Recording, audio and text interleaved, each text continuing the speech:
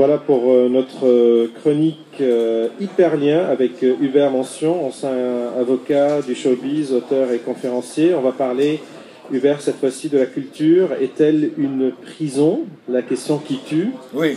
Comment vous avez, je ne sais pas, comment vous avez apporté ce sujet sur le plateau pour cette édition? Qu'est-ce qui vous a emmené à le faire? Voilà, parce que je trouve qu'il y a beaucoup de célébrations partout de la culture.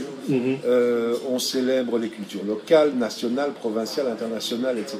Mais je trouve que cette célébration a quelque chose de naïf et qu'il y a tout un versant de cette question qui n'est jamais abordé.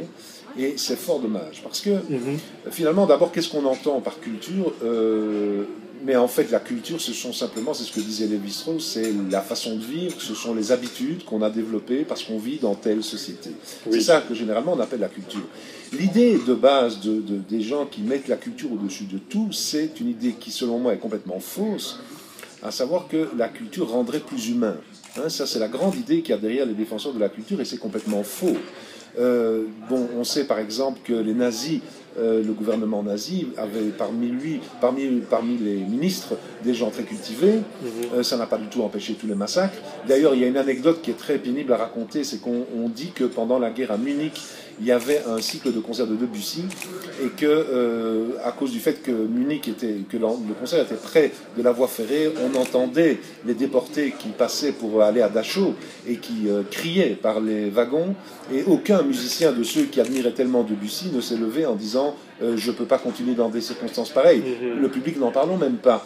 Donc la culture ne rend pas du tout l'être humain plus humain. C'est une croyance qui est complètement fausse. Il n'y a pas que les nazis, bien entendu, parce que si on prend les Khmers rouges au Cambodge, les Khmers rouges, la plupart du temps, avaient une idéologie qui venait d'ailleurs de France, et beaucoup avaient été formés en France. Ils ont été d'une inhumanité extraordinaire. Et bref, quand on fait le décompte de tous ces gens, de tous les gens qui ont été massacrés au nom d'une culture différente, je crois que rien que pour le XXe siècle, on dépasse déjà les 100 millions. Donc dire que la culture rend plus humain, c'est complètement faux. Au Rwanda, c'est la même chose, et les Belges, au Congo belge, c'est aussi au nom de la culture qu'ils ont fait de ce qu'ils ont fait. Donc je pense que cette première idée, elle est fausse. La deuxième idée qu'il y a derrière cette célébration très naïve de la culture, c'est de dire que la culture c'est bien parce que ça renforce l'appartenance. Mais je trouve que c'est justement ça le problème. Ce sont les appartenances qui créent et qui ont créé tous les problèmes. Parce qu'au fond, qu'est-ce que c'est la culture d'un pays, la culture d'une famille, la culture d'une ville? C'est de nous dire, ben voilà, ceci est bien, ceci n'est pas bien. Quand on est un homme, on se conduit comme ceci, et quand on est une femme, on se conduit comme cela. Or, quand on se trouve dans un pays ou dans une ville avec cette culture, et donc avec le fait que tout le monde nous répète tout le temps la même chose, puisque ça fait partie de la culture nationale, ces considérations extrêmement relatives, puisqu'elles changent selon l'époque et selon le lieu, deviennent des certitudes. C'est-à-dire que celui qui se trouve dans tel ou tel pays, étant donné que tout le monde répète à peu près la même chose, va se dire, ben oui, c'est ça la vérité. Et c'est donc au nom de cette vérité qu'il va commencer à juger la culture des autres et à dire mais ce n'est pas bien de faire ce que vous faites, on ne peut pas faire comme ci, quand on est un homme on ne peut pas faire ça, quand on est une femme on ne peut pas faire ça comme ça non plus. Et tout ça c'est purement et simplement de l'appartenance, et c'est bien entendu au nom de l'appartenance que toutes les guerres, on va bientôt célébrer l'anniversaire de l'armistice de la Première Guerre mondiale, c'était bien de ça qu'il s'agissait, c'était bien de ces appartenances au nom de la culture. Donc, ne fût-ce que pour ces deux idées-là, je dis que la culture, dans bien des cas, est une prison, mais bien entendu, il y a un autre versant, parce que les choses ne sont pas bonnes ou mauvaises, ni blanches ni noires, c'est que qu'est-ce que ça signifie alors? Être cultivé.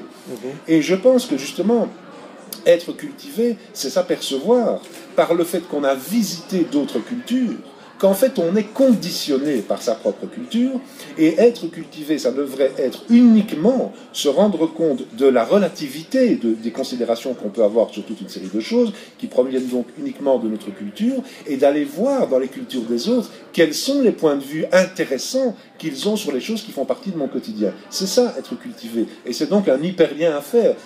Pour des choses très simples. Moi, quand je suis arrivé à Montréal, c'est d'ailleurs le premier livre que j'avais écrit, c'était Guide de survie des Européens à Montréal, parce que ce qui m'avait beaucoup étonné, c'est justement toutes ces petites différences du quotidien.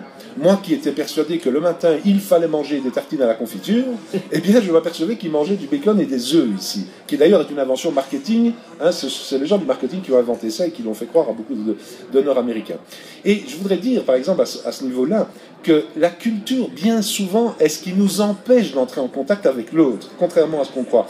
Si un Français arrive au Québec, le Français, du fait qu'il est né en France, du fait de son appartenance à la France, il a toute une série de choses en tête qui appartiennent à sa culture et qui sont discutables comme toutes les cultures. Il va croire, par exemple, que la chose la plus importante, c'est, par exemple, l'élégance, c'est de pouvoir participer à des débats d'idées, etc. Le Québécois, lui, il ne croit pas du tout ça. Une Québécoise, parce qu'elle est née au Québec, elle va plutôt être féministe, et elle va plutôt être pour la familiarité, parce que ce sont les valeurs culturelles québécoises. Donc quand l'un et l'autre se rencontrent, qu'est-ce qui se passe? Eh bien, il y a un grand boom, parce que le Québécois a tendance à dire du français, mais il a toujours plein d'idées, c'est du blabla, mais il n'y a jamais rien qui compte, et puis en plus je me demande si ce n'est pas... C'est du vent. C'est du vent, oui. Et le français, il dit du Québécois, c'est un paysan avec une carte de crédit.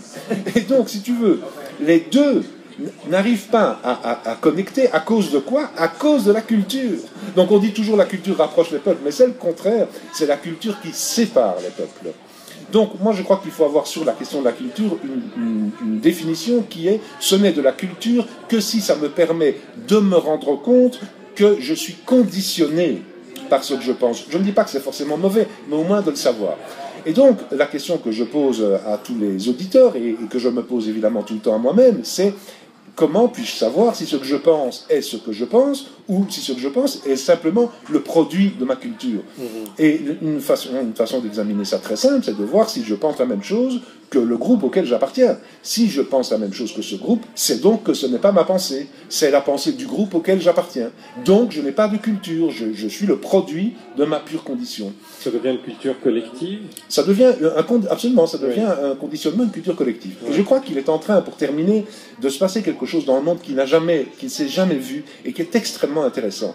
C'est que jusqu'à présent, à cause du fait qu'on avait une appartenance, c'est-à-dire je suis né dans un village du sud de la France, à cause de cette appartenance, je vais avoir toute une série de valeurs. Je vais dire que le pastis est meilleur que le whisky. Je vais dire que le soleil est important pour la santé. Je vais dire toute une série de choses qui ne sont pas forcément fausses, mais qui viennent de mon appartenance.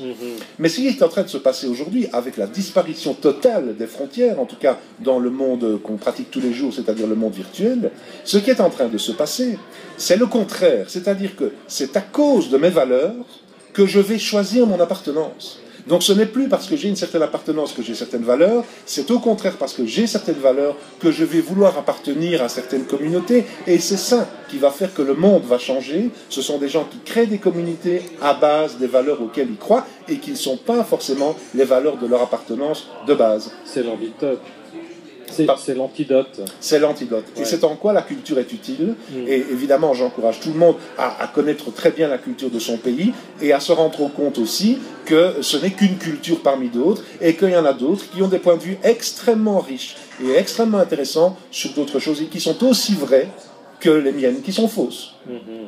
Hubert Mention, merci beaucoup. Eh bien, c'est un grand plaisir, Louis, et au mois prochain. Chronique d'Hyperlien et à l'édition prochaine. Au revoir. Au revoir.